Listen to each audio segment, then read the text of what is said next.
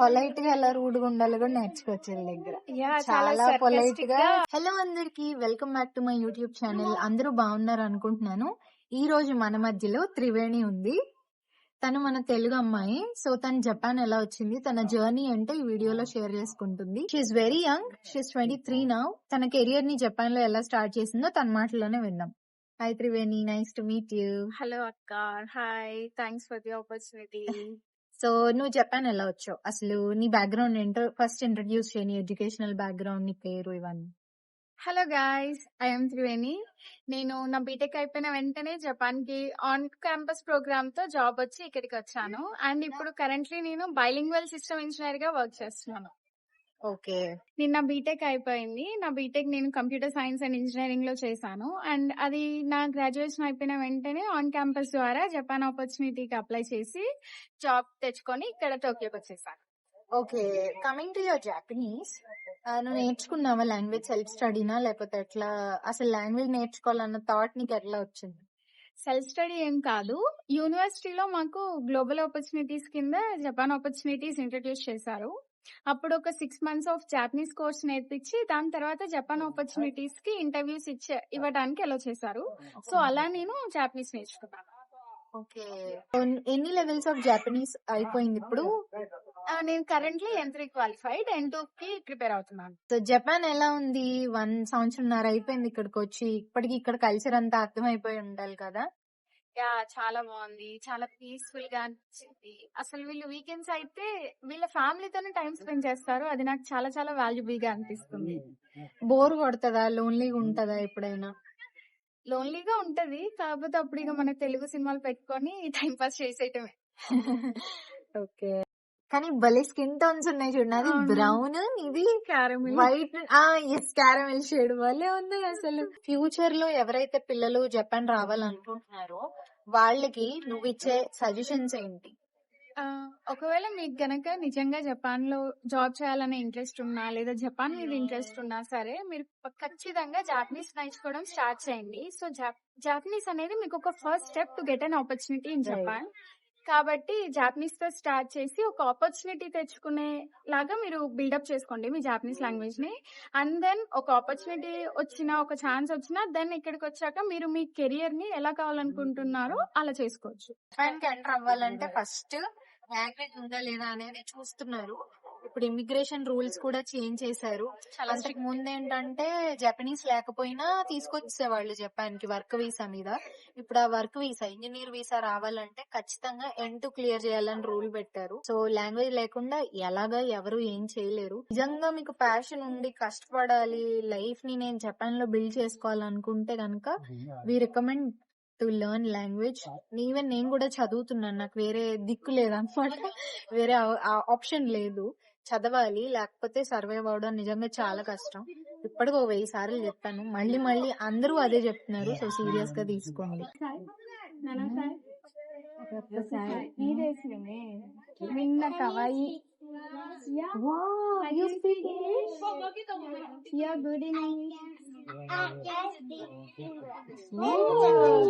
Really nice. What's your name? My name is What's your name? Makina-san. Nice to meet you. Where are you from? From here? Japan. No, I mean here. Which state? Which area you belong to? Kasumi and my house is there. Oh, it's nice. Nice to meet you all. Where are you from? We are from India. Do you know India? Yeah. Do you have any Indian friends? Huh? Do you like India? Yes. What? What color is India? What color? What color is India? Oh, it's white, orange and green. Flag? Blue. We have a bee. Indo. Hi. So, Wakarimasu? Yes. Now, are you having your summer holiday? Not yet. Oh, okay. Oh, do you like this park? Yes. You come every day? Yeah. And not every day, but most of the times. What are your hobbies? Hobbies. Chumi one understand?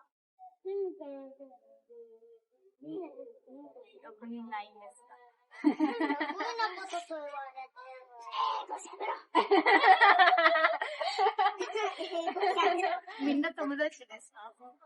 Yes. Sister. Oh, same school. Then you are? No, sister. Oh, sister. Okay. మేము మాట్లాడుకుంటూ ఉంటే sudden గా పిల్లలు వచ్చారు, వచ్చి English లో మాట్లాడుతున్నారు అన్నమాట చక్కగా. చాలా చక్కగా వాళ్ళ ఇంగ్లీష్ చాలా బాగుంది. చాలా బాగుంది, మంచిగా You want to మాట్లాడుతున్నారు. say hi? Just come and say hi. Hi No, come. Hi. Hello. Your name? My name is Kotoha. Kotoha, son, Chan. What's your name? Kasumi. My name is Kasumi. వాళ్ళిద్దరు sisters. Yeah. What's your name? My name is Makin. Wow, nice, good English. అసలు ఇది చెప్పడం నిజంగా great thing. వాళ్ళు నేర్చుకుంటున్నారు English. Why are you learning English? Because why? I don't know what. My brother. We are going the English school. Oh. Okay, not Japanese school. You are going to an international school.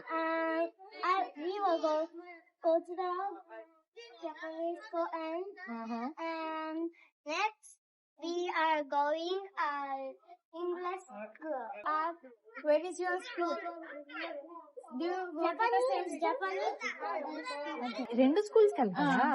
Okay. First Japanese school కి వెళ్ళి finish అయిపోయాక English school కి వెళ్తారా? Is English easy? Yeah. Oh. Because English is Boring?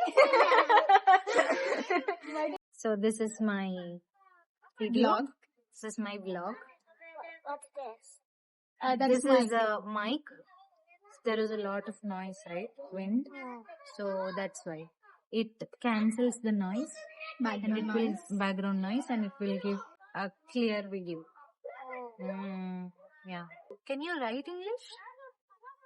I will do English course and do the Aiken and I do Aiken. Aiken. Sometimes easy, sometimes difficult. Nice. Your English is really good. Yeah. Because I go to the English school from 2 years old. Oh, how old That's are so you now? sweet. 8. So you have been learning English for 6 years now. Yeah. Wow. I have a brother and brother is today to English school too from 2 years old and my brother is now 10 years old. Oh, okay. Then from 7 years he's been studying English. Nice. Nice to meet you. Nice to meet you. I'm Jansi. I live there. Very nearby. Yeah. In Japan? Yeah. How about you? I live in Tokyo. I am Triveni. I born at Tokyo. Oh, nice. Good. Do you often come to Tokyo? Like, do you visit Tokyo often? I was in one grade first time I will go to the Tokyo hospital. But now mommy and the doctor say you will not come the hospital already. Oh. Okay. You want to go to the hospital? Yes. I like hospital doctor Why do you like the doctor? because I was one time so many doctor and nurse will come. Can you do bicycle? Yeah, I can do. I love.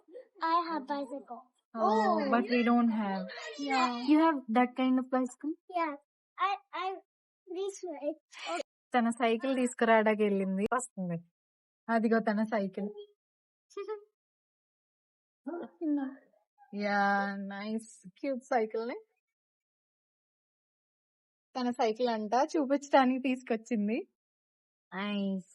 How old is 6 6 years. almost 7 Almost 7. When is your birthday? June June. Okay. June 3